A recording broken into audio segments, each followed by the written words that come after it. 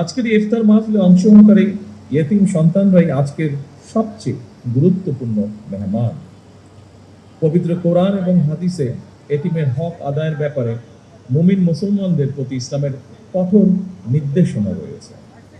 ইয়েতিমের প্রতি হক আদায়ের গুরুত্ব এবং ইয়েতিমদের নিয়ে আজকের ইফতার মাহফিল, আজকের এই আয়োজন। আজকের এই ইফতার মাহফিলে সঙ্গত কারণেই সকল এতিম সন্তানদেরকে আমন্ত্রণ জানানো সম্ভব হয়নি। তবে এতিমদের ব্যাপারে রাষ্ট্র এবং সরকারের দৃষ্টিভঙ্গি তুলে ধরার ক্ষেত্রে এই ইফতার মাহফিল অবশ্যই একটি প্রতীকী তাৎপর্য বহন করে।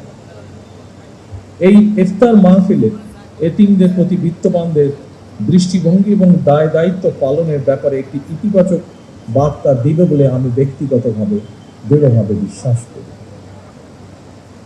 প্রতিজন বিত্তবান যদি অসহায় এতিমদের প্রতি পবিত্র কোরআন হাদিসের নির্দেশনা অনুযায়ী দায়িত্ব পালন করতে সচেষ্ট থাকেন, আমি বিশ্বাস করি তাহলে পিতৃহারা এতিম সন্তানেরা এক বুক বেদনা নিয়ে বুকে নিয়ে রাষ্ট্র এবং সমাজে আত্মবিশ্বাসের সঙ্গে এগিয়ে যাওয়ার প্রেরণা খুঁজে পাবে।